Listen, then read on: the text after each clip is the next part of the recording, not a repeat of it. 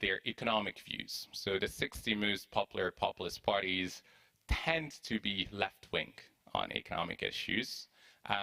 So 25 of these parties are classified very much on the left.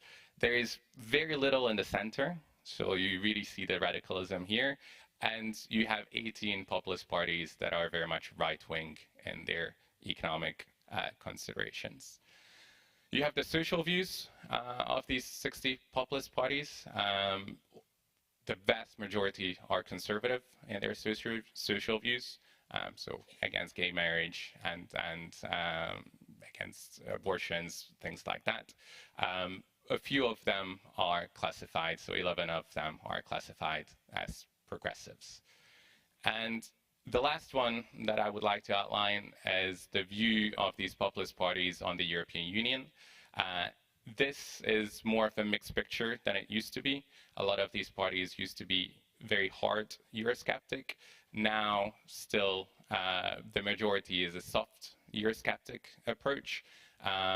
We have 22 parties that are classified as hard Eurosceptics, 19 as soft Eurosceptics, and 9 as pro-European parties. So the data really outlines that support for populism across Europe remains high, but it has been stagnating over the last 5 years, so it hasn't been increasing. We have the lowest number of populist parties in government since 2014. So if you want to have some silver lining, I guess that's it. But overall, I think it's still very much safe to say, and I think my fellow panelists will talk a little bit more about that later on, that populism in general is still very much a threat to liberal democracy, but the experience of these populist parties in government varies quite a lot. And if you would like to dive into the data, then you're very welcome to download the index here, and I look forward to the conversation later on. Thank you. Thank you. Thank you. Thank you very much, Adam. I will now invite Staffan Lindberg. Staffan is a professor and director of the Videm Institute at the University of Gothenburg in Sweden. He is the principal investigator of Varieties of Democracy and a Wallenberg Academy Fellow alumni. He is also co-author of Varieties of Democracy and Why Democracies Develop and Decline.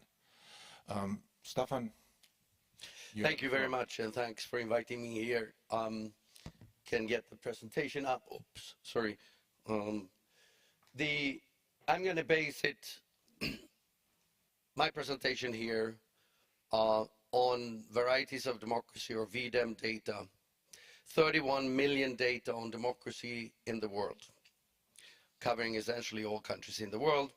It's based on raw data that's collected for us with the help of over 4,200 scholars and other experts from over 180 countries. So it's not white men in their 50s like myself who decide how democratic Zambia or Ecuador or the Philippines are, just so you know. Okay, what is, sorry, again, apologies for my voice. What is the state of democracy in the world today? Well, here's our liberal democracy index. It runs from 0 to 1. And you see the development over the last 50 years of the third wave of democratization, and then a slight decline here in the last 10, 15 years. But this is country averages, a metric you often see, right? So each country in the world weighs the same, and you can think that's democratic in one way. But it also means that a small country like Seychelles, with 90,000 inhabitants, weigh as much as India, with 1.4 billion people. And after all, democracy is ruled by the people, one person, one vote. So you can also take the same data and weigh it by population size. So think about it as the level of democracy enjoyed by some average global citizen. And then the data looks like this. So we have the same incline there, but then a much more radical decline over the past 15 years or so. And we can weigh it by size of territory to see how much democracy there is in the world in terms of territory. It looks similar to the population weighted. So a lot of the countries that have been declining in the world are large countries with large populations. And then look at this, by GDP.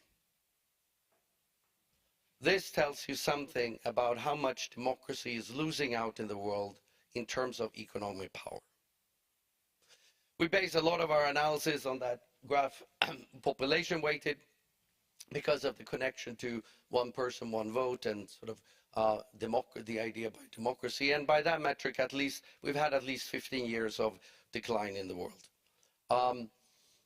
Freedom House talks about 18 years. I'll show you some metrics where it's 20 or even 30 years as well. Now, 71% of the world population live in autocracies. It's a radical increase in the last 20 years. And when countries autocratize, what is changing? We know that freedom of expression and elections, freedom of expression is the one that has been suffering the most for a long time, but now also elections getting worse. Here is a graph showing very simple, now different components of democracy. So you have freedom of expression, freedom of association, clean elections, and so on.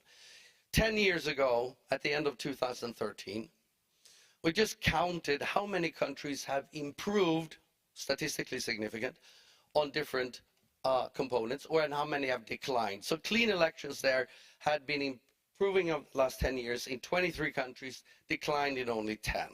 If you're above the diagonal line, things are getting better in more countries than it's getting worse, okay? Compare that now to the end of 2023. Boom. Almost everything is below the line. And worst of all, out there, freedom of expression getting worse in 35 countries and better in only 11. That's like 180 degrees change. Which countries are changing that? Well, here is a graph showing across the world which countries are right now in change. So blue marked countries are getting better on democracy, red marked countries are getting worse. It's not talking about the level they have, it's about which direction they are changing and how much is being declined. The point of showing this is it's a global trend. It's not only Europe, it's not only in the Americas, maybe soon we'll see the US there, it's everywhere. And now 35% of the world population live in countries that are autocratizing. This is a global historical record. Here is a graph showing then again the last 50 years, the number of countries democratizing, the blue line, right? And there in the mid-1990s, we were happy, right? 70 countries moving ahead on democracy at the same time. Wonderful. We were looking forward to the future. Frank Fukuyama wrote a book, The End of History. And then that number has gone down. And meanwhile, starting again around the same time there in the mid-1990s, the number of countries autocratizing have been going up. And the last years here, 47, 42, it's the highest number of countries we've seen in historical records. It's also the largest share of countries in the world and the largest share of the world population living in those countries.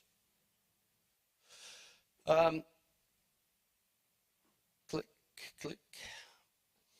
We've looked at autocratization starting in democracies and published in a scientific paper here since 1900. And almost 80% of democracies that start to autocratize, democracy dies.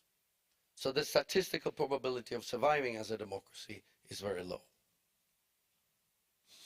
I'll also show now, in my last couple of minutes here, some data from last year's reports on the relationship between disinformation, polarization, and autocratization.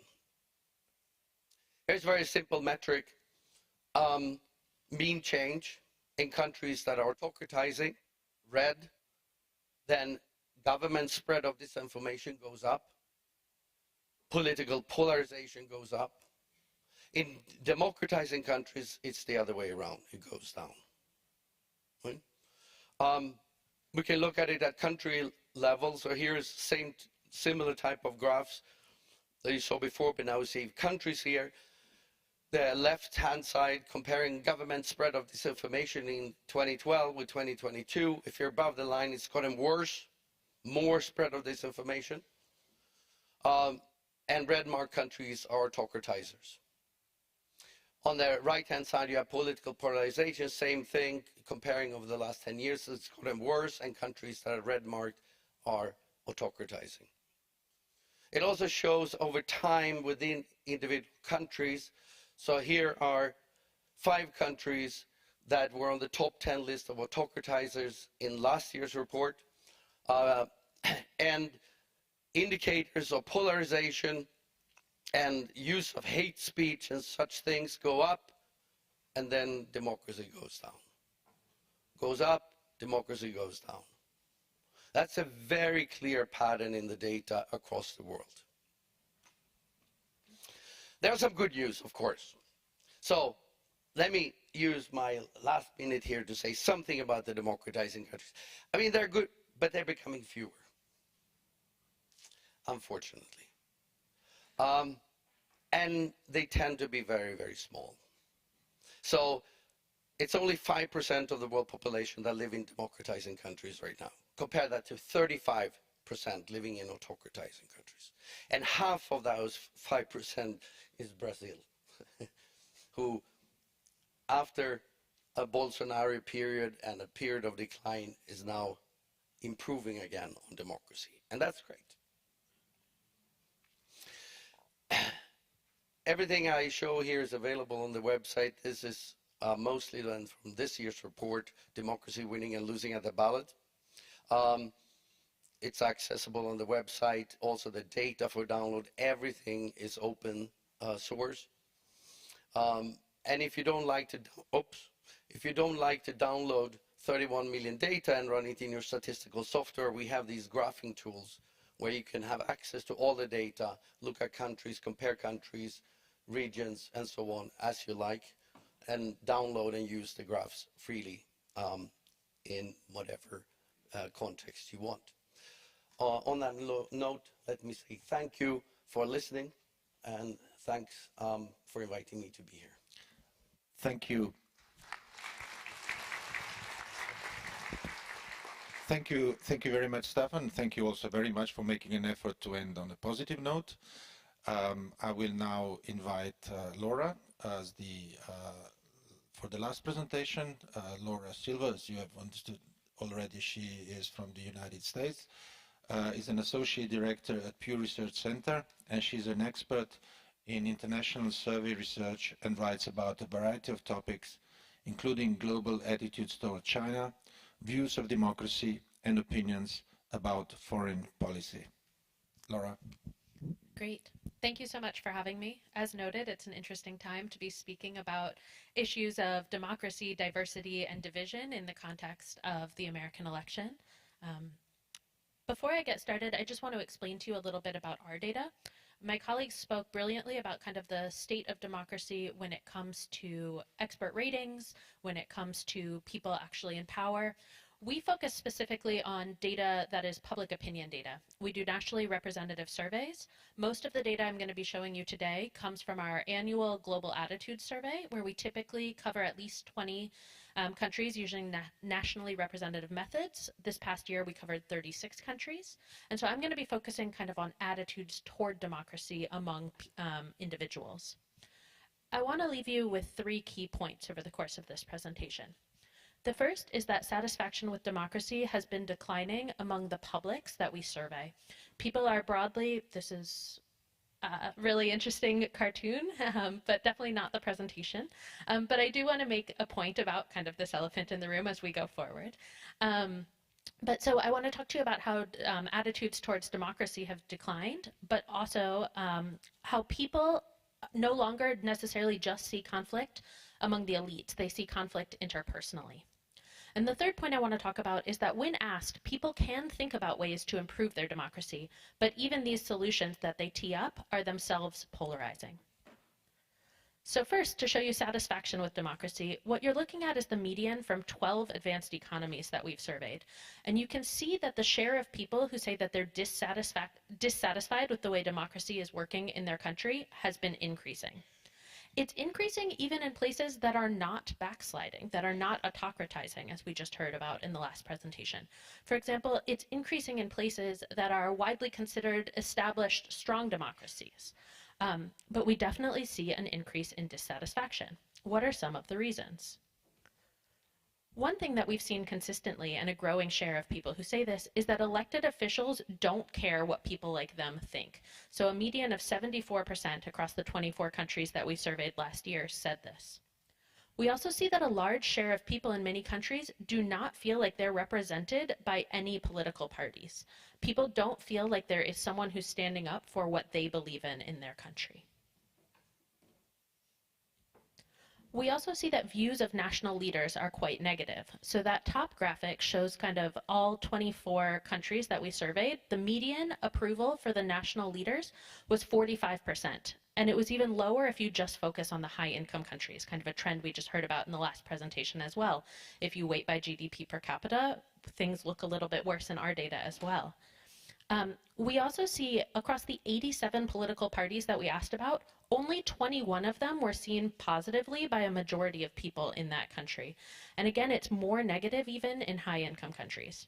If you take a place like Canada, for example, a well-established democracy, none of their major federal parties receive majority approval from the Canadian public.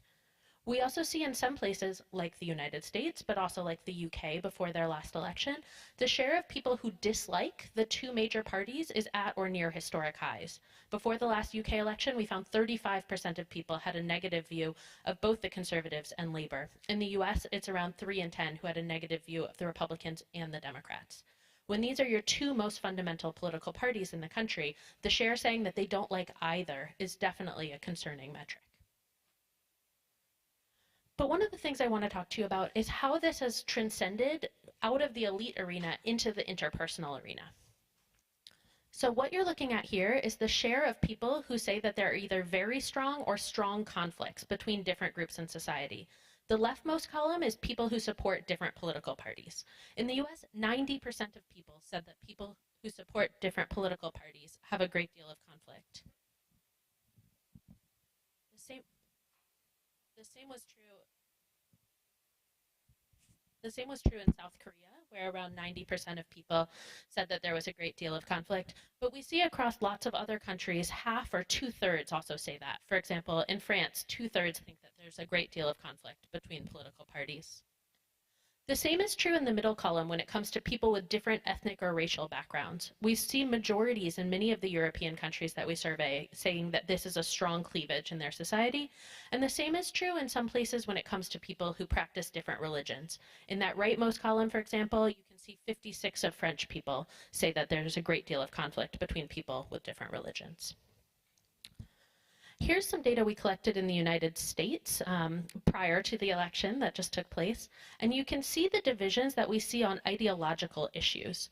The top line, for example, is gun ownership does more to increase safety to law-abiding citizens to protect themselves. And you can see a gulf of 70 percentage points between Harris supporters and Trump supporters. There's also a wide gap when it comes to another kind of American-focused, maybe American-centric issue about the legacy of slavery in America and the position of Black people. But on many of these divisions that you're seeing, these are issues that are also roiling populist parties worldwide. That third line says Americans' openness to people from all over the world is essential to who we are as a nation.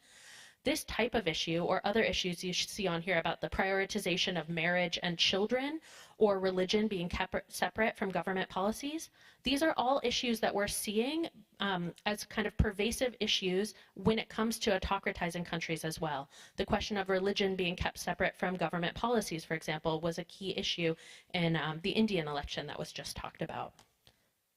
And while we know that the US is one of the most ideologically divided societies that we survey, that comes through in our data, It's also kind of indicative of a broader cleavage that we see in many of the countries that we survey. This question about whether or not countries would be better off in the future if they're open to changes or if they stick to traditions is one that we see as a clear cleavage in many of the autocratizing countries that were just discussed. The concept of sticking to traditions is something that we see that people who support populist parties, people who support right-wing parties, and generally older people tend to value. And these are cleavages that we see in many of the countries that we survey. In France, for example, 44% of people said that the country would be better off if it stuck to traditions. And I also want to kind of emphasize the role that social media might be playing. When we ask people whether or not access to the internet and social media has made people kind of more or less civil in the way they talk about politics, you can see that more people say it's made them less civil. People also believe that access to the internet and social media has made people more divided in their political opinions and easier to manipulate with false information and rumors. So, how can I leave you with an optimistic note? One thing that we wanted to understand is how people think that their democracies can improve. It's a lot to kind of sit through 3 presentations of people telling you about doom and gloom that autocratization is taking over. So how do people think democracy can be improved? We asked an open-ended survey question last year, and we coded tens of thousands of responses across dozens of languages. The number one way we saw in almost all countries that we surveyed that people thought their government could be improved, specifically their democracy, was to focus on politicians. That's kind of the green color here. Politicians came through by far as the top thing that people wanted improved. But how they wanted them improved certainly differed by country and by person. So there are 3 dominant themes. One was an issue of representation. People often want to change who is in politics. They want younger people, they want more women, they want people who look more like them. Sometimes they want someone who rides the metro with them. They want kind of a better understanding of the middle class. They don't want kind of the upper tier elites. Sometimes they want people to be more competent, to kind of change politicians' qualities. This could be because they want them to understand the solar industry that they're regulating, kind of be more technocratic, or it could just be they want them to be smarter or more knowledgeable. And sometimes people simply wanted to feel listened to. They wanted a responsive government. But lest I leave you too optimistic, people are also divided about how to improve politicians. You can see on the left kind of the idea of change, the idea that most politicians in office are rich, Christian, and old, a sentiment expressed by one young American man, the idea that we needed to change that. And then you can see on the right, also a man in America, kind of talking about the traditional view. Stop putting people in place because of race, ethnicity, or gender. Focus instead on who's kind of most qualified. So you can see that divisions even kind of transcend what people see as solutions in key ways. The one other major theme that we saw come across in many of the countries was that people themselves need to change to improve democracy. This was a theme highlighted in the top 5 themes that we coded in every country that we surveyed, and it was second in places like Sweden and Italy. How they want people to change, though, is also kind of divisive. Some people want others to become more informed, to read the news more, sometimes even to take a test before they're allowed to vote. That's kind of the extreme example. Others want more participation, and some people just want people to be kind to their neighbors. But this, too, can kind of be divided along the tradition and change axis.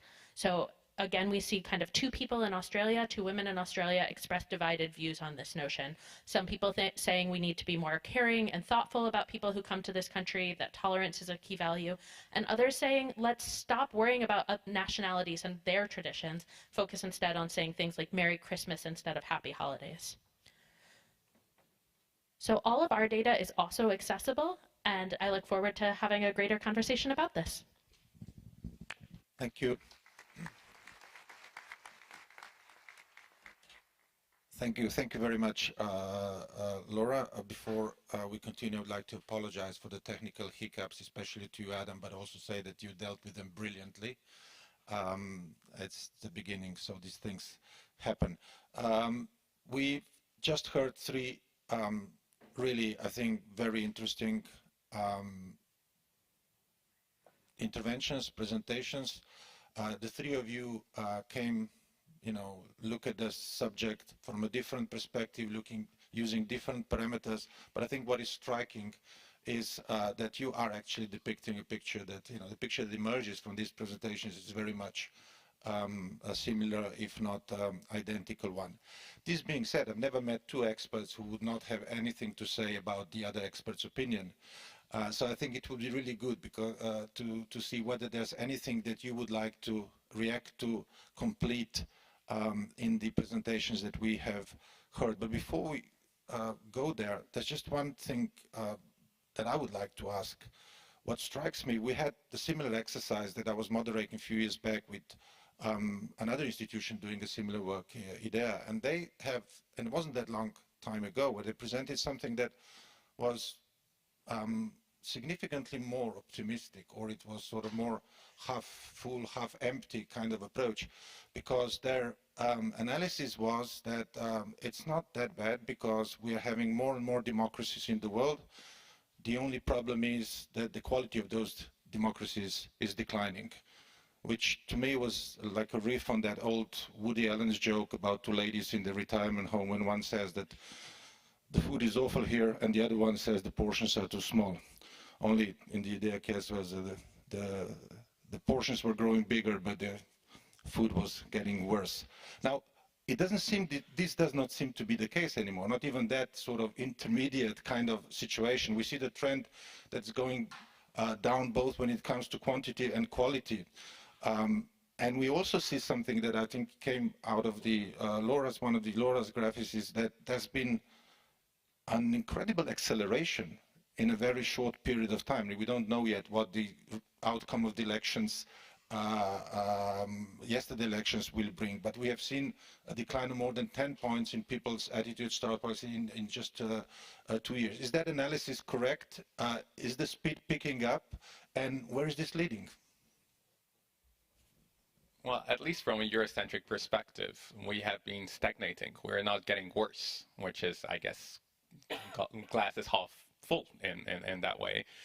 But I think it's worth asking how we actually reverse the trend.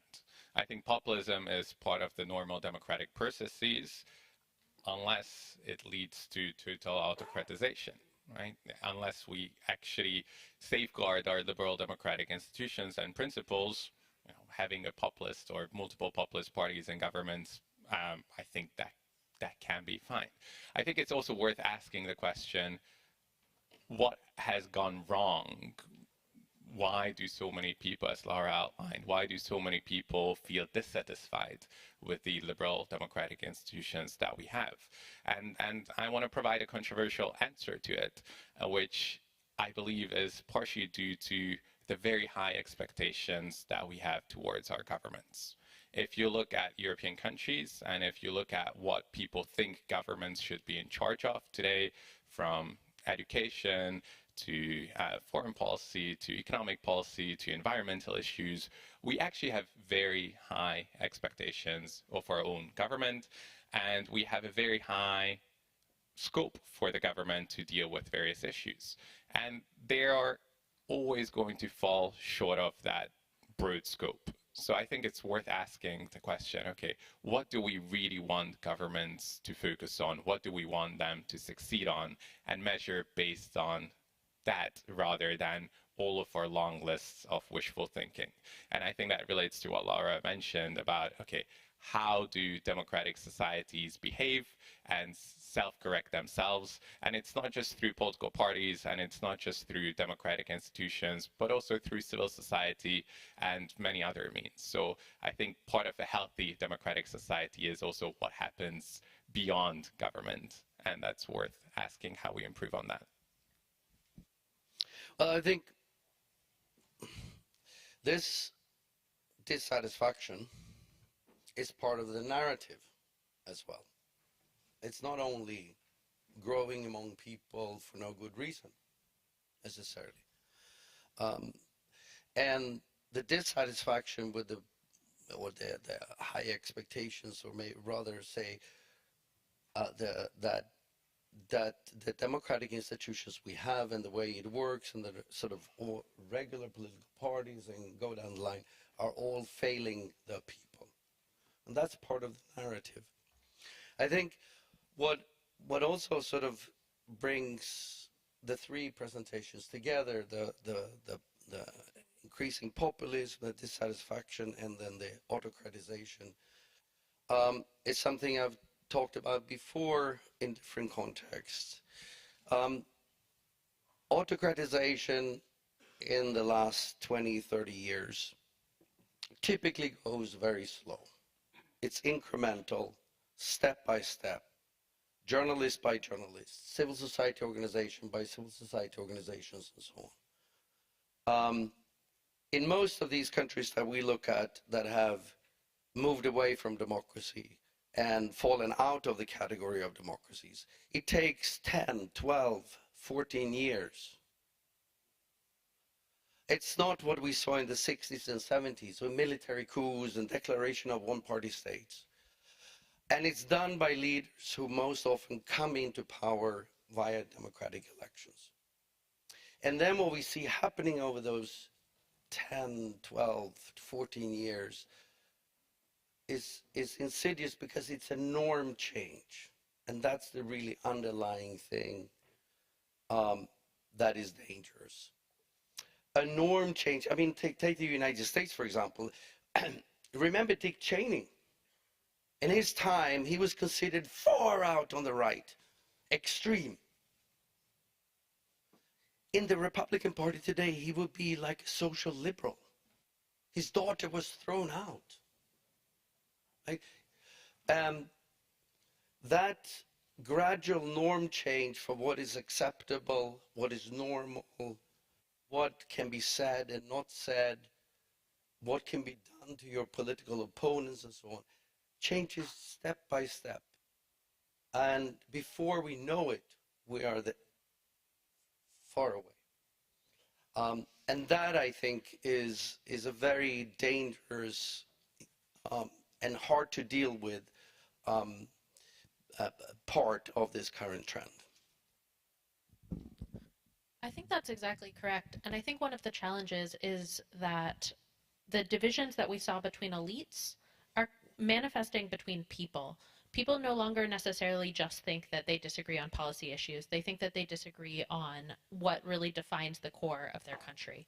And as kind of everything ratchets up little by little, but norm changes are kind of recorded by each party, people want their own party to start kind of bucking the trend. We see less support among Americans, for example, in the idea of their elites compromising.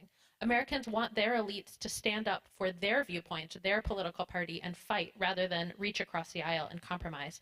But that breaks democratic institutions. If there's no compromise in the institutions, and if your country is very close to 50-50 split, it just creates a gridlock that creates greater dissatisfaction. I think the US is really extreme in some cases relative to some other countries. We always see greater ideological divisions between the left and right in the US than we do in many other countries.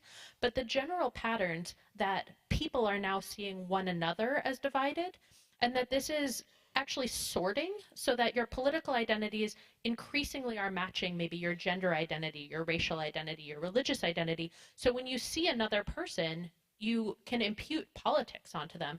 This type of thing, I think, is particularly worrisome.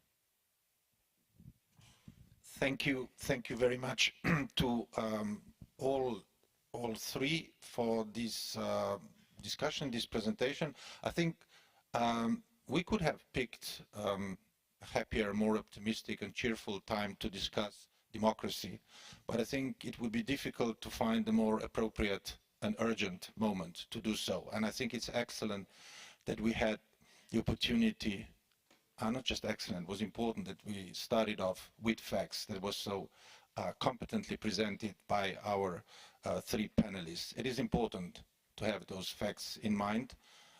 It is important to base our actions on facts, even when they are making us worried and concerned and afraid.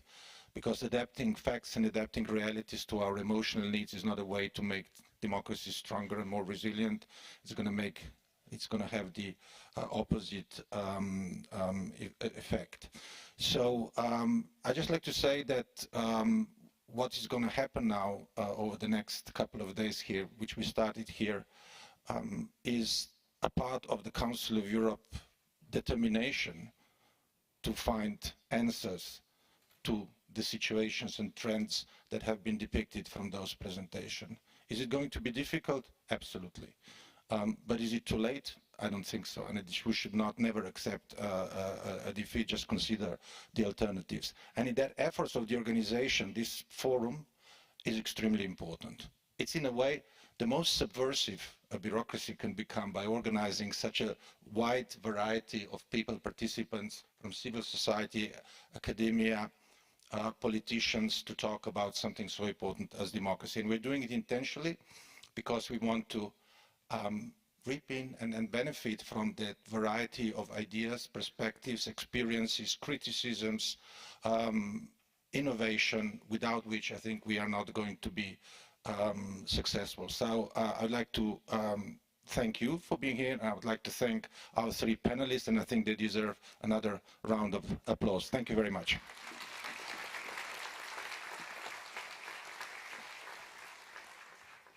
I would now like to invite you to stay in your seats because this is going to continue. When we disappear, we'll start with the real opening sessions. So please stay in your seats. Thank you very much.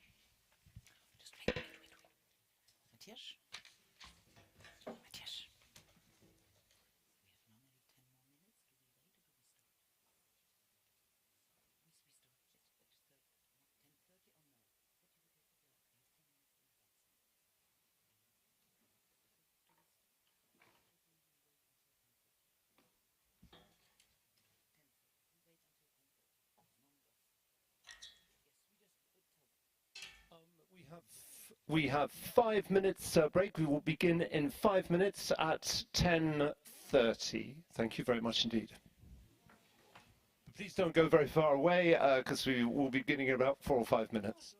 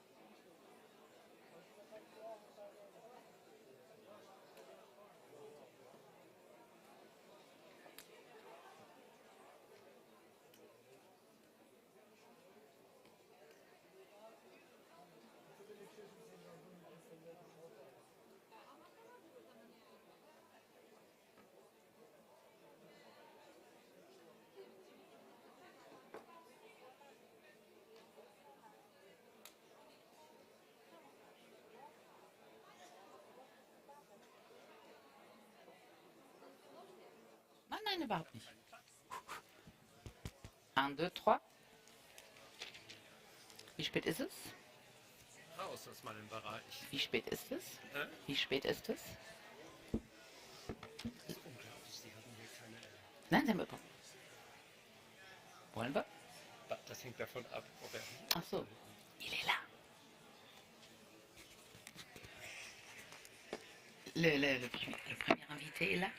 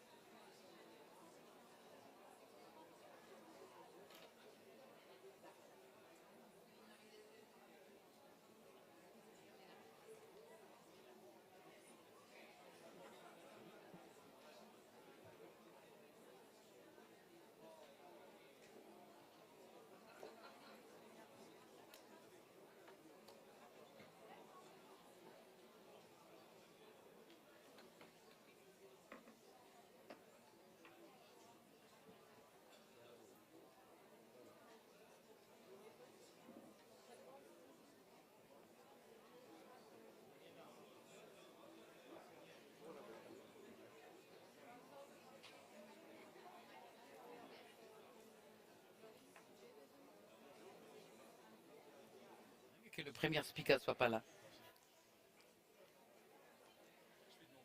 Dragan.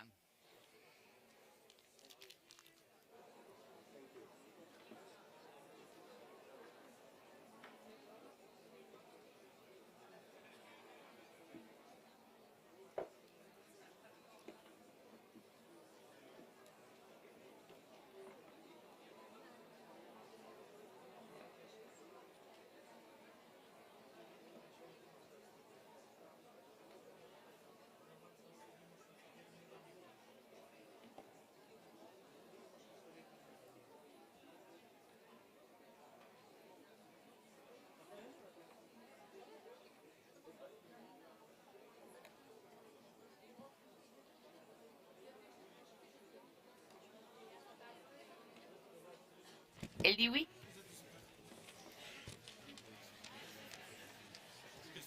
Ok. Bonjour. Pardon, je vais commencer à parler. Okay. Ladies and gentlemen, welcome to the 12th edition of the World Forum for Democracy. Thank you, you made it. Thank you to coming here all over the world. My name is Annette Gerlach, and together with my colleague Alex Taylor, we are absolutely delighted to be your moderators throughout the day.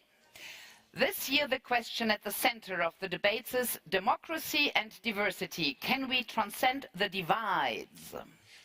As you know, ladies and gentlemen, the strength of democracy lies in its ability to embrace and balance differences to serve our societies as a whole. Diversity is a source of resilience, adaptability and creativity. But as we just saw in the fascinating and very timely panel hosted by Matthias, it can also be exploited for political gain. So socio-economic, gender, ethnic, generational and other inequalities fuel divisive rhetoric and trigger electoral choices which make our democracies increasingly fragile.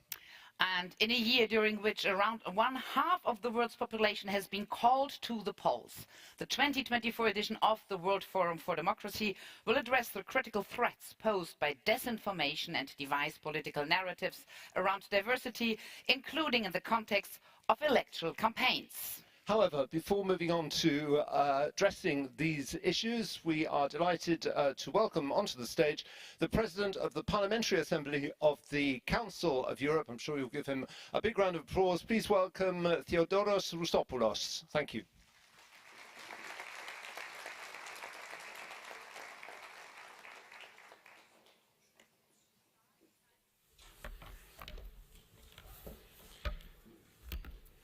Esteemed participants, distinguished guests and friends.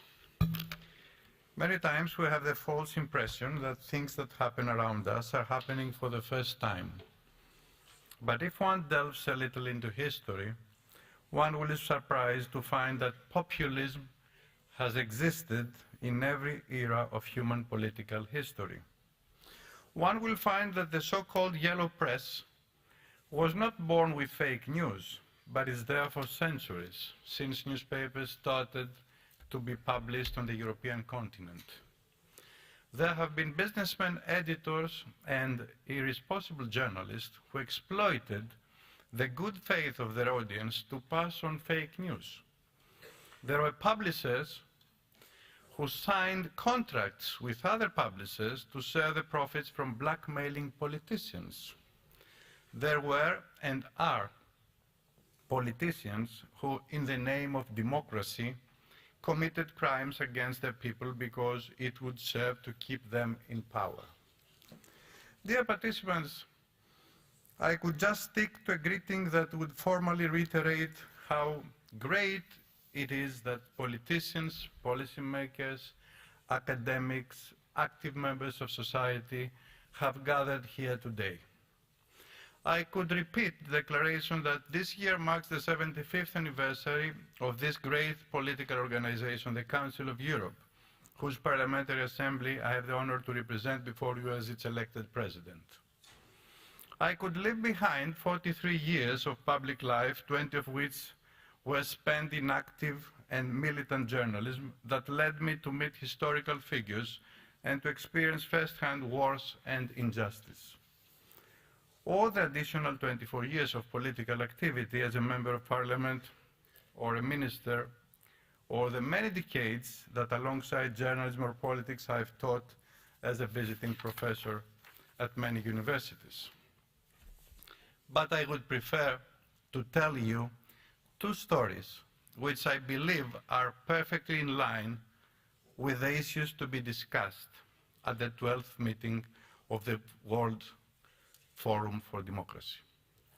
The first story has to do with a BBC documentary that I watched just a few days ago.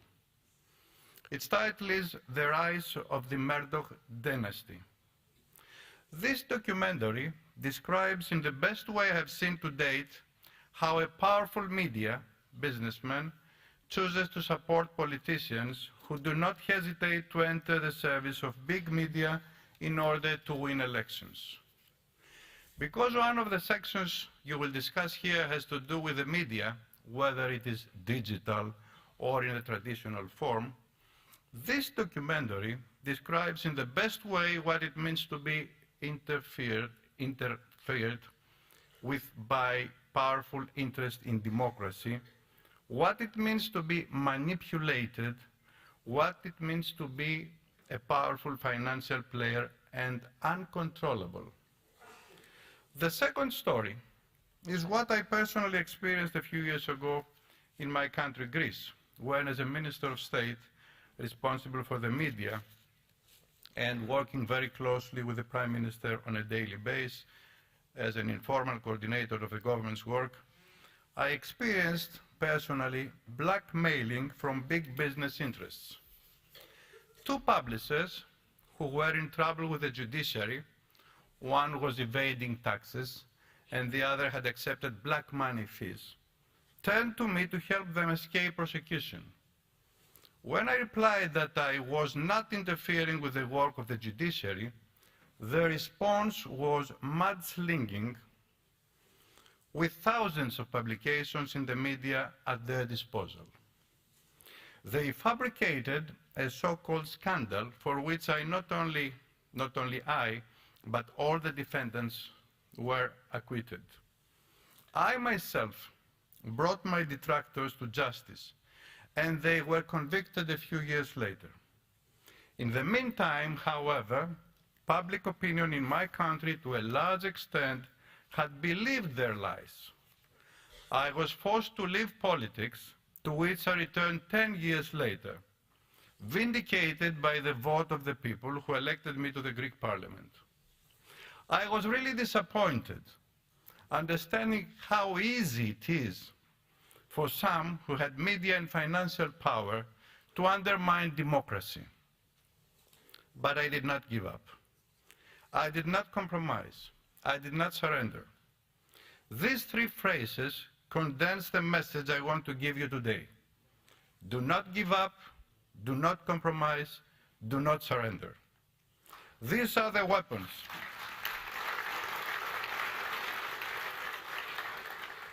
These are the weapons with which democratic citizens must fight against all kind of authoritarianism, against all kind of populism. Some of you will claim that citizens have the right to know the truth. I agree. But allow me to say that people also have the obligation to be more responsible. They must read a lot to be better informed, not to be seduced by easy hawkish politics.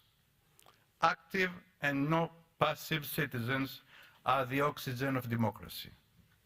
You have come here today not just to participate in a platform for theoretical debate, but to find ways to put into practice a vision of a more democratic world, a world of diversity, a participatory democracy. Dear participants, I invite you all to find ways in which democracy protects its citizens and itself from those who exploit it for personal gain. I invite you to remember that being involved in the public sphere is not a profession, but a mission. The 612 parliamentarians of this parliamentary assembly, which I have the honor to preside, are standing and fighting by you. Thank you.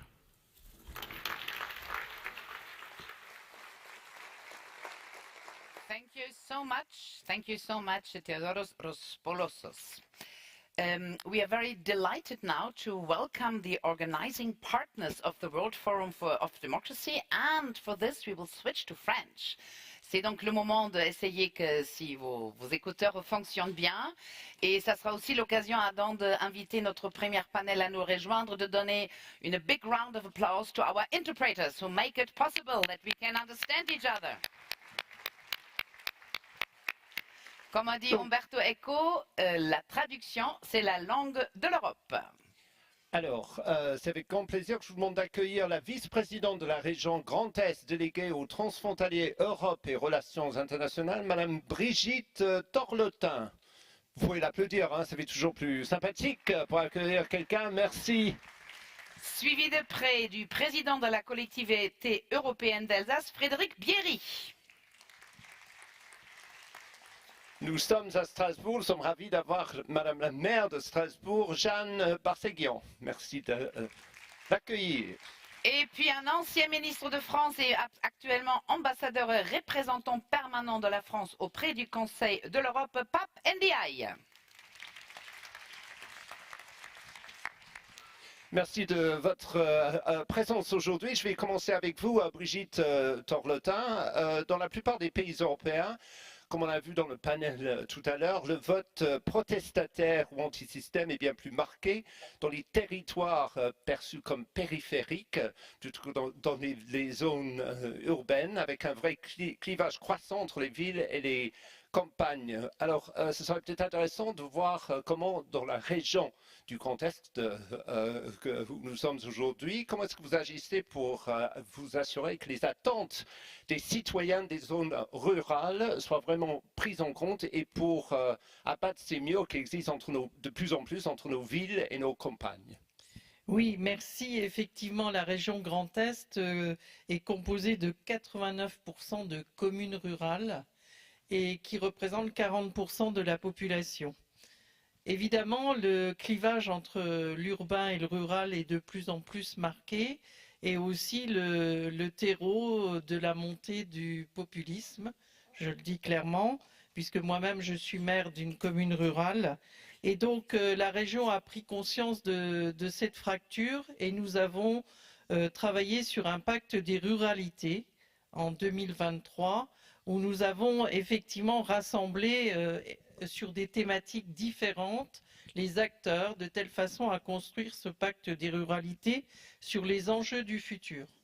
Alors les enjeux du futur, effectivement, notre société est en pleine mutation, et nous voyons effectivement des grands enjeux pour lesquels la population est très loin, je dirais, de maîtriser ces sujets. Je prends l'environnement, je prends l'égalité homme-femme, je prends la culture en milieu rural, et donc nous avons créé un pacte sur la ruralité que nous allons mettre en place dans les prochains temps avec toutes ces communes. Alors, plus important aussi, c'est de motiver les jeunes, j'imagine. Qu'est-ce que vous faites précisément pour que les jeunes adhèrent à ce processus démocratique? Alors, nous avons créé un conseil régional des jeunes. Depuis un certain temps, nous faisons également de conseil régional des jeunes qui travaillent sur toutes les thématiques des compétences du conseil régional, et qui inspirent aussi les décisions que nous prenons. Donc avec des commissions également. Mais depuis longtemps, nous faisons également le mois de l'Europe pour, amener toute cette population des jeunes, pas que les jeunes non plus, mais essentiellement les jeunes, à connaître tous les dispositifs de la démocratie européenne, des dispositifs qui accompagnent tous les jeunes. Et nous faisons également, des dispositifs d'accompagnement de mobilité, surtout pour les jeunes de conditions sociales modestes, de telle façon à ce qu'ils puissent, surtout ici en milieu transfrontalier, connaître la vie des pays avoisinants, puisque nous sommes voisins de la Belgique du Luxembourg, de Trois-Länder et de la Suisse. Et ça, c'est important que les jeunes puissent accompagner. Mais personnellement, c'est dès l'enfance, tout à l'heure le débat était aussi que l'on doit apprendre la criticité, le président en a fait part. Et ça, je pense que c'est dès l'élémentaire, le rôle de chaque mère en milieu rural d'accompagner, j'irais, la lecture pour les enfants, puisqu'on l'a vu, souvent, je dirais, c'est par manque d'informations différentes et de criticité que les enfants ne sont plus accompagnés aussi par leurs parents pour être ouverts à connaître beaucoup de choses pour pouvoir prendre des décisions en toute objectivité. Merci beaucoup. Merci beaucoup. Il nous en restait sur la thématique transfrontalière. Donc, Frédéric Pierry, vous êtes président de la collectivité européenne d'Alsace.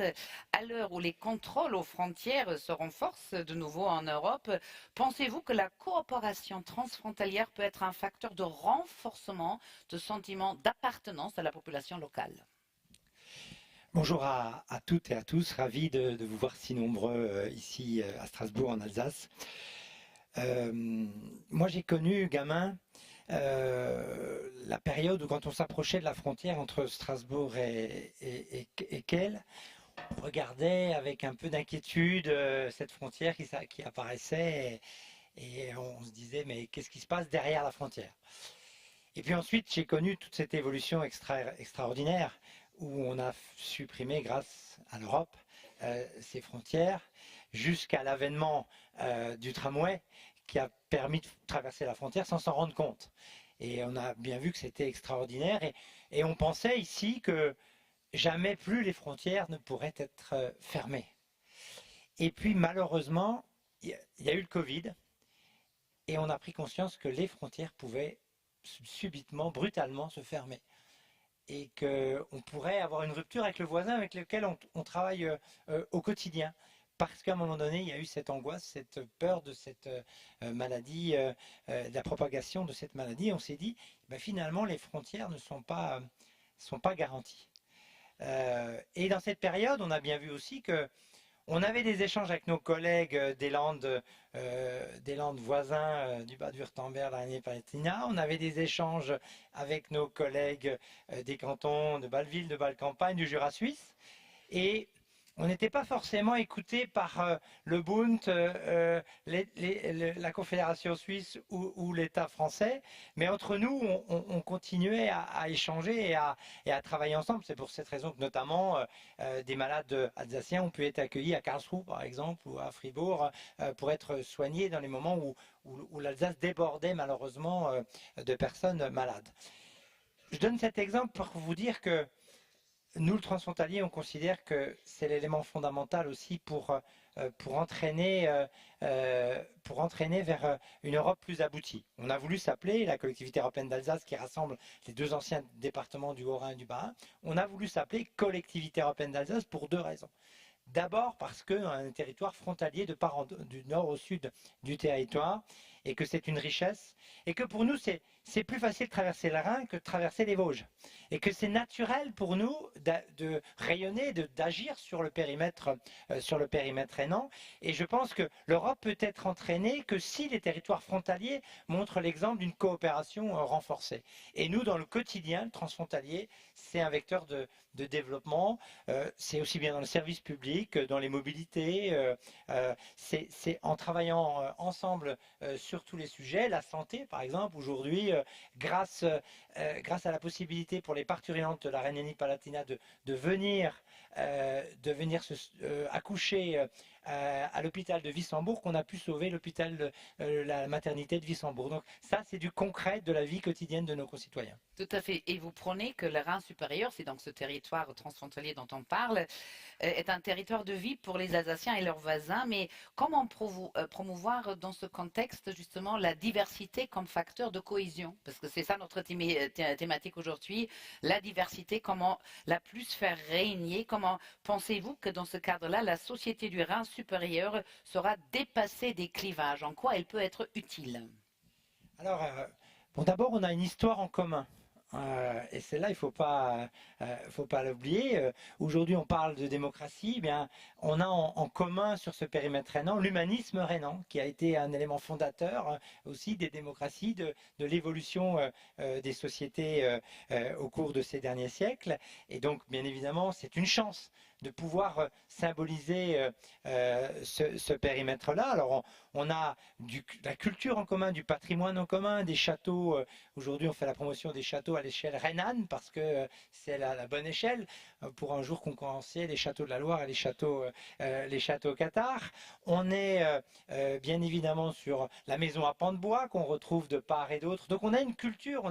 C'est à travers une culture commune et on construit aujourd'hui l'économie ensemble. C'est-à-dire que sur l'Alsace comme sur l'espace rhénan, la dynamique économique autour de la santé est extraordinaire. On a des entreprises fabuleuses sur lesquelles on peut s'appuyer pour construire une forme de Silicon Valley de la santé et du vivant, la Life Valley sur le territoire rhénan. On a une université trinationale. Aujourd'hui, en travaillant collectivement avec cette université trinationale, avec ses chercheurs, plusieurs prix Nobel, on peut même aujourd'hui concurrencer Saclay, monsieur l'ancien ministre de l'Éducation, Saclay à Paris. Donc on a un potentiel de développement fabuleux qui nous rassemble, qui nous fédère. On est aussi dans le service public du quotidien, la meilleure façon de l'améliorer. Je pense que on arrive à dépasser nos différences parce qu'on a tellement de points en commun, puis on a notre nature en commun. La nappe phréatique, une des nappes phréatiques les plus grandes du monde, ben, elle ne s'arrête pas, elle est rhénane. Le Rhin, c'est un bien en partage. Donc on a tellement de biens en partage qui nous permettent de dépasser nos différences et justement construire cette identité. Il y a un véritable sentiment d'appartenance rhénan. On réfléchit aujourd'hui à faire une télé rhénane qui réponde aux enjeux de la jeunesse d'aujourd'hui. Enfin voilà, il y a énormément de projets en commun, en partage, qui nous permet de dépasser nos différences. Merci pour ce point de vue très optimiste sur l'évolution à l'appartenance à cette région dans laquelle on se trouve. Merci. Effectivement, je pense que vous dites, parce que moi je suis assez vieux pour me rappeler ce que c'était l'Europe avec des frontières, et j'ai toujours un frisson, vous savez Annette, chaque fois que je traverse le pont de Strasbourg, le pont de l'Europe, et tout d'un coup je suis dans un autre pays, et c'est radicalement différent de l'Europe où je suis né. Alors Jeanne, parce que vous êtes la maire de Strasbourg, peut-être pour revenir sur ce thème, en quelques mots, qu'est-ce que cela signifie pour Strasbourg d'être une ville diverse, accueillante et vraiment représentative? Bonjour à toutes et à tous. D'abord, c'est la joie et l'honneur de pouvoir accueillir des événements comme celui-ci, le Forum mondial de la démocratie. C'est notre fierté, mais aussi notre responsabilité en tant que capitale européenne et siège de nombreuses institutions. Et j'en profite pour remercier chaleureusement le Conseil de l'Europe, Monsieur le Président de l'Assemblée parlementaire, Monsieur le Secrétaire général, pour ce partenariat formidable qui nous unit en cette année où nous célébrons à Strasbourg le 75e anniversaire de cette institution. Et donc on a la chance d'accueillir des événements autour de la défense et de la promotion de ces valeurs cardinales que défend cette institution, que sont l'état de droit, la démocratie, les droits humains. On aura à la fin du mois de novembre, et c'est l'occasion pour moi de vous y inviter, également les assises européennes de la lutte contre les violences faites aux femmes. Et d'ailleurs, le Conseil de l'Europe sera associé dans le cadre de la mise en œuvre de la Convention d'Istanbul. On est véritablement une ville dans laquelle ces valeurs s'incarnent, et notamment par l'accueil de ce type d'événements. Et ensuite, pour vous donner peut-être deux exemples très concrets de mise en œuvre de ces valeurs au sein de nos politiques publiques municipales. Bien, tout d'abord, Strasbourg est fière d'être une ville refuge, d'être une ville hospitalière, d'être une ville accueillante. Les Strasbourgeoises et les Strasbourgeois n'ont pas oublié qu'ils ont été, par exemple, pendant la Seconde Guerre mondiale, qu'ils ont été accueillis lors de l'évacuation de Strasbourg, qu'ils ont été accueillis par les territoires du sud-ouest de la France, notamment à Périgueux, qui sera là pour le 80e anniversaire de la libération de Strasbourg en délégation. Et donc, nous nous sentons aussi la responsabilité de rendre l'appareil, d'être une ville refuge pour les personnes exilées dans des parcours d'exil qui fuient les guerres, persécutés parfois dans leur pays, ou où est entravée la liberté d'expression ou la liberté artistique. Strasbourg fait partie du réseau ICORN, ce réseau international des villes refuges. Et dans ce cadre, nous accueillons par exemple une journaliste libanaise et nous souhaitons par cela incarner ces valeurs. Donc c'est la ville hospitalière. Je voudrais donner un deuxième exemple qui est l'espace égalité, qui permet à plusieurs milliers d'écoliers chaque année. Donc c'est un espace qui est maintenant dans de nouveaux locaux tout à fait neufs et modernes, pas très loin du Rhin, à la COP, sur le site de la COP, et qui permet de sensibiliser et former les jeunes et les moins jeunes à la question de la lutte contre les discriminations. Toute forme de discrimination. On y apprend ce que sont les discriminations de genre, ou liées à l'orientation sexuelle, ou liées à la couleur de la peau, à la religion, au handicap.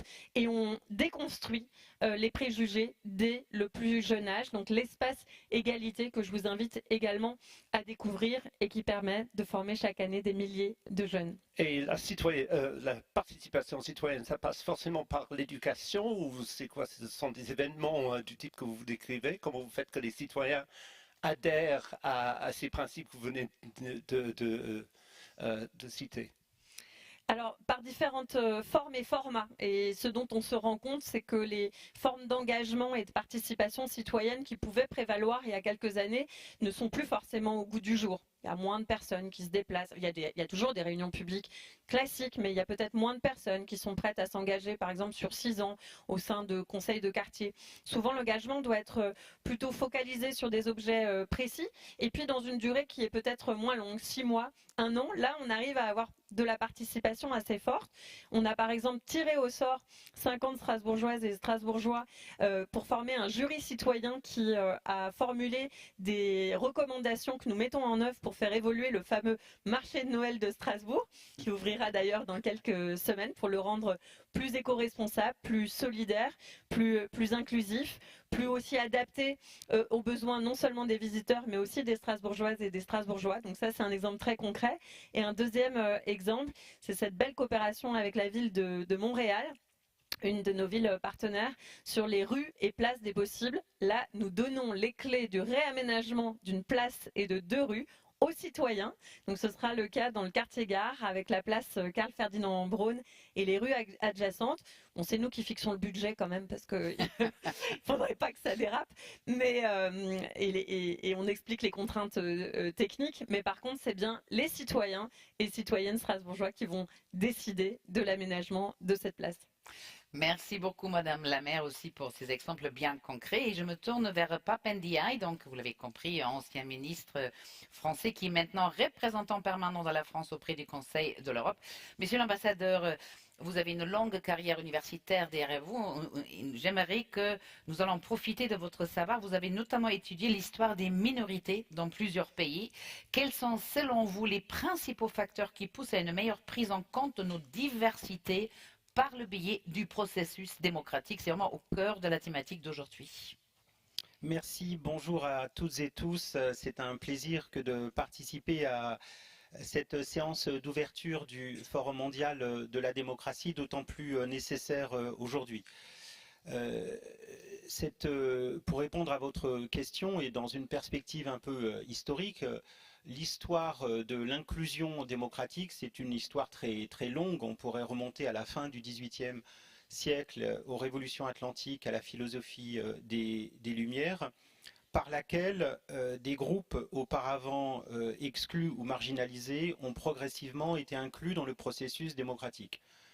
C'est le cas du monde ouvrier au XIXe siècle, qui souvent n'a pas le droit de vote. Il y a des processus dits censitaires. C'est le cas des femmes, bien sûr, qui commencent à voter dans certains pays à la fin du XIXe siècle, mais c'est surtout au XXe siècle. C'est le cas aussi de groupes qui sont situés dans des zones colonisées par les puissances impériales européennes et qui accèdent au droit de vote progressivement à partir du milieu du XXe siècle. Et donc, en histoire longue, celle-ci, c'est l'histoire de l'inclusion. Néanmoins, aujourd'hui, il faut bien reconnaître qu'il y a des processus variés par lesquels la possibilité même de voter se trouve remise en cause. Non pas d'un point de vue théorique, non pas du point de vue des principes, mais par toutes sortes de procédés. Il faut, de ce point de vue-là, souligner l'importance de la démocratie, qui n'est pas faite que de grands principes, elle est faite aussi de pratiques, elle est faite aussi de dispositifs pratiques par lesquels on s'assure que l'inclusion politique est possible. Aujourd'hui, les discours de haine, par exemple, mais aussi les grandes pratiques de désinformation sur les réseaux sociaux, les moyens illimités d'hommes d'affaires milliardaires qui dépensent des sommes extravagantes pour faire élire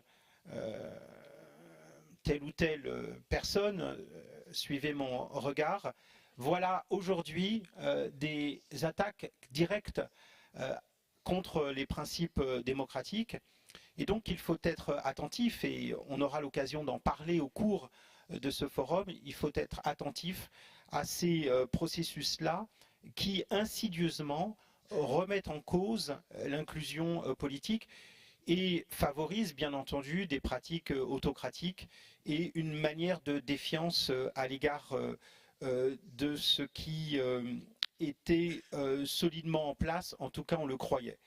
Je voudrais terminer en citant la philosophe Hannah Arendt, qui parlait du mensonge en politique. Et elle dit que lorsque le mensonge prospère, il n'a pas pour effet que les citoyens croient au mensonge.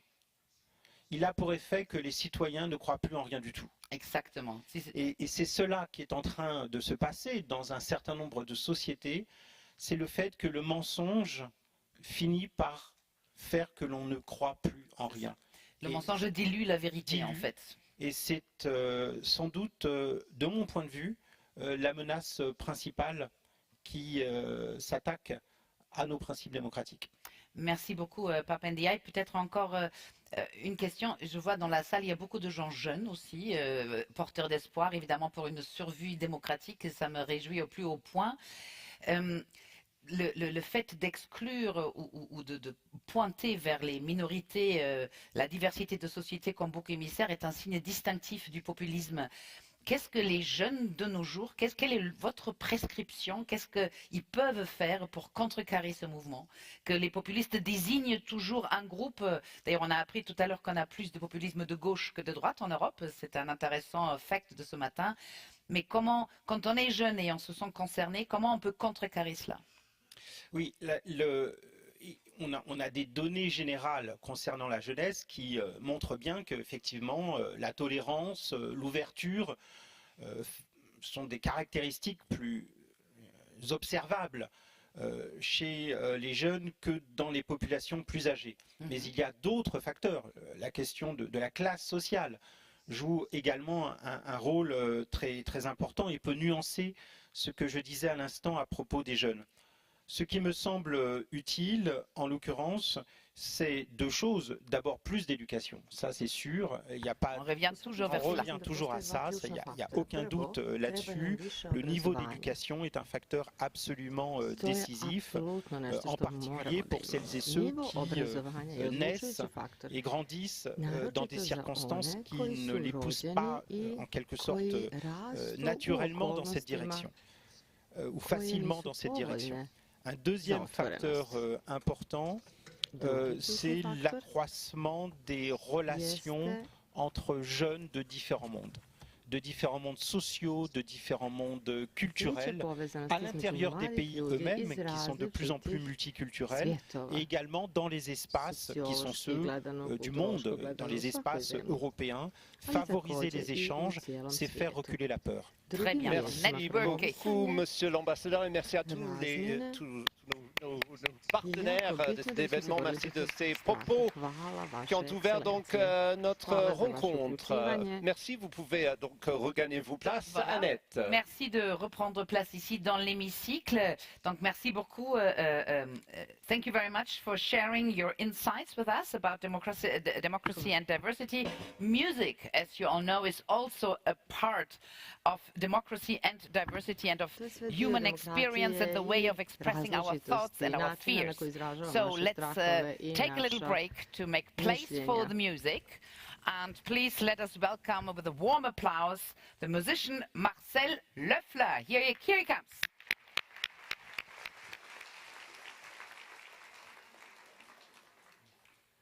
And as you can see, our musician cannot see.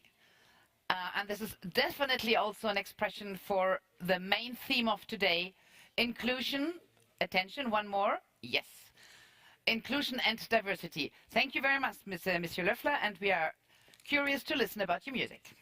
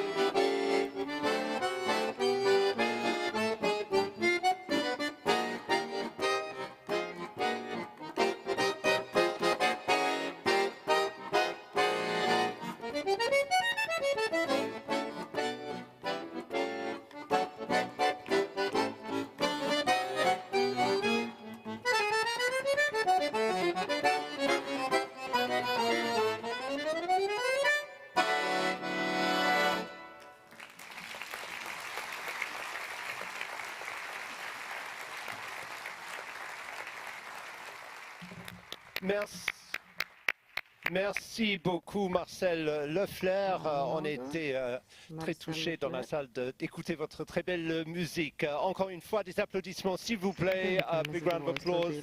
Thank you very much indeed. Thank you. The one language which has no need of interpreters is indeed music. As you know, ladies and gentlemen, the Council of Europe is the oldest pan-European organization with the goals of upholding human rights, democracy and the rule of law at the heart of its mission on our continent. That's why we're particularly delighted to welcome the Secretary General of the Council of Europe, Alain Berset. Please welcome him. Merci de l'accueillir. Izvolite.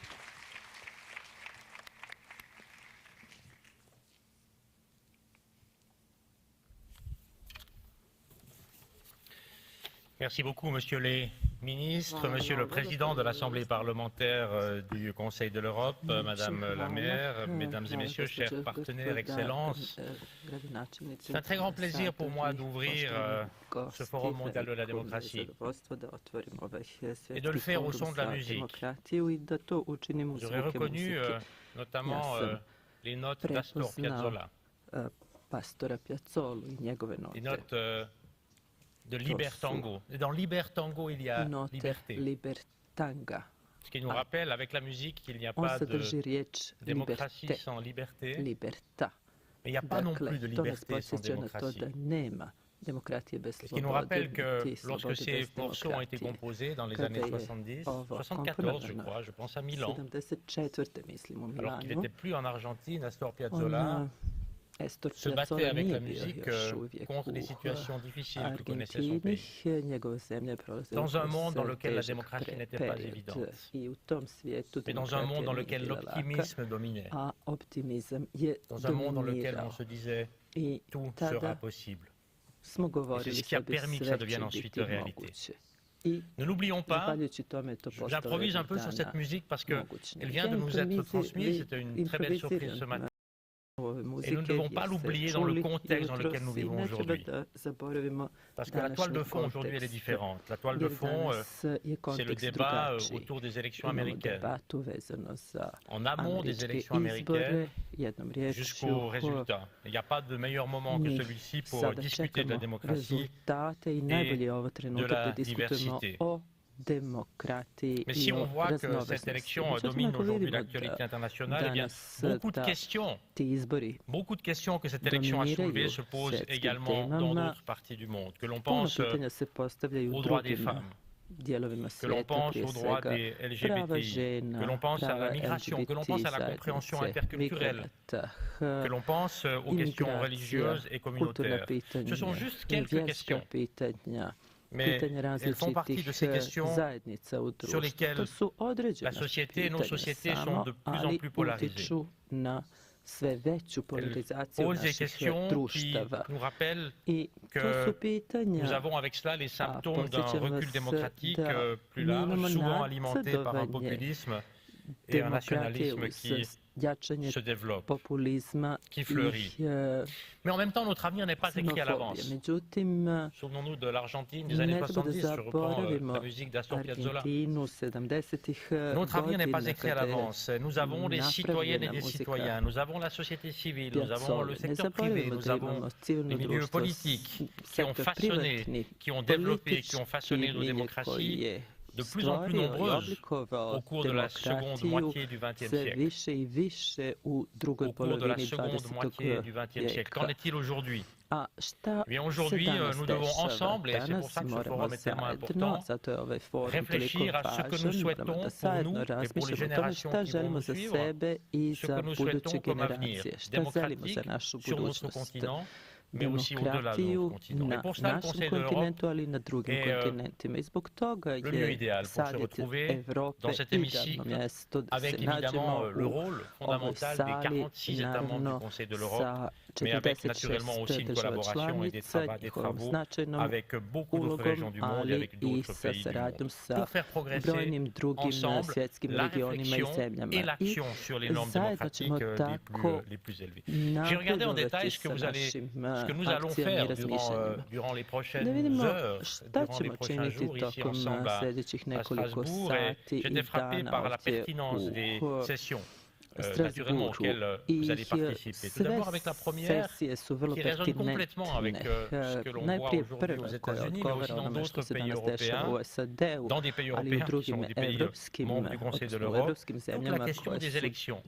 Élections et clivage des valeurs. Pour ça, évidemment, nous avons un phare très important pour nous conduire, la Convention européenne des droits de l'homme, avec des articles par exemple, qui disent que le droit des élections libres doit être garanti, le droit des élections libres à intervalles réguliers et qui se déroulent à scrutin secret. Qu'est-ce que cela signifie? C'est la Cour européenne ensuite qui peut interpréter cela, qui a rendu des arrêts qui précisent les conditions dans lesquelles les élections peuvent se dérouler. Et nous avons avec les institutions du Conseil de l'Europe, notre comité des ministres, notre assemblée parlementaire, le congrès des pouvoirs locaux et régionaux, également des autorités qui ont adopté des instruments pour maintenir et développer les normes électorales avec des codes de bonnes pratiques, avec des éléments très concrets. Ce que disait aussi Papendiaï tout à l'heure, c'est pas seulement des grands principes et des grandes théories de la démocratie. C'est d'abord l'engagement sur le terrain, ce qui se passe tous les jours. Pour l'organisation des élections, des choses très simples. La fréquence des élections, comment est-ce qu'on tient les listes électorales, comment est-ce que l'on fait pour avoir des élections libres et équitables. Deuxième élément concerne, et vous allez également travailler là-dessus, les méandres de la désinformation. Éclaircir les méandres de la désinformation. Il s'agit d'un problème particulièrement urgent. Il y a des erreurs si on voit les choses de manière naïve et positive. Il y a aussi des tromperies, des mensonges purs et simples qui peuvent se répandre comme des traînées de poudre, en particulier sur les réseaux sociaux, où toutes et tous, je prétends, ou presque toutes et tous, nous passons trop de temps. C'est peut-être l'occasion d'apprendre comment faire la part des choses, mais en même temps nous y passons trop de temps et avec le risque d'être confrontés toujours plus à des fausses informations qui à la fin peuvent nous rendre indifférents. L'indifférence, voilà l'un des grands mots de nos sociétés contre lesquels nous devons nous battre. L'indifférence, la non-différenciation, tout se vaut. Une chose peut être vraie ou fausse, elle peut avoir une existence dans un débat. Ce n'est pas ça. Une démocratie et des décisions fondées sur des informations qui soient fiables et vérifiées. Comment y répondre? C'est une des questions à laquelle vous allez être confrontés. Nous avons aussi là beaucoup de réflexions, mais il faut encore une fois qu'elles soient concrètes, qu'elles soient simples et qu'on puisse aborder ces questions et améliorer très concrètement nos situations, notamment pour les plus jeunes générations. I want now, distinguished guests, ladies and gentlemen, address the third element and the third plenary session, citizen engagement for democratic renewal. We have also in this context a wide range of initiatives, from promoting intercultural cities that welcome and embrace all residents and strategies that support inclusion of Roma, travelers, national minorities, LGBTI people, among others. It goes to guidelines and recommendations on civil participation, including youth participation in public life. A strong civil society is the beating heart of a healthy democracy. There is no healthy democracy without freedom, and no healthy democracy without a strong civil society. And we will do everything possible to ensure that it thrives. There are just a few of the many tools that we have developed. Of course, having them is not enough. Using them is what matters. And in this context, we are now at work on new ways to put these principles into practice. At the level of the Council of Europe, we are at work on a new action plan to revitalize democracy across our member states, and we need the political will of member states to see all of this through, but the commitment is made. That's also an important element, and now it is the time to deliver. I do not want to trivialize the challenges. As we know, the problems facing our democracies are real, and it may be that my generation was too confident. We have been probably too naive in the past. I was mentioning the 70s, but then after the 70s we have very good developments. We had very good development in the 90s, at the very beginning of the 2000s, and we had like the impression it's over, we won.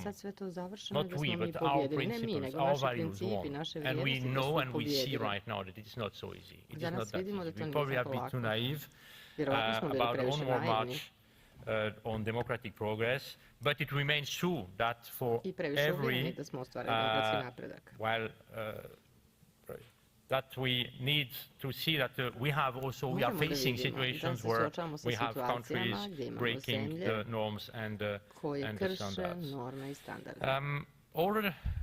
The example of the ongoing war, aggression war of Russia and Ukraine, obviously. All the democracies have been able to pull back from the brink, and I just want to mention some examples. I think of Poland, where attempts to stifle the neutrality of the state broadcaster, interfere with judicial independence and target minority communities have not become ingrained, but are instead being reversed by the current government. I think of the Republic of Moldova, where apparent outside electoral interference in last month's referendum on the country's European aspirations did not tip the result against European integration, despite the closeness of the results. And I think about the United States.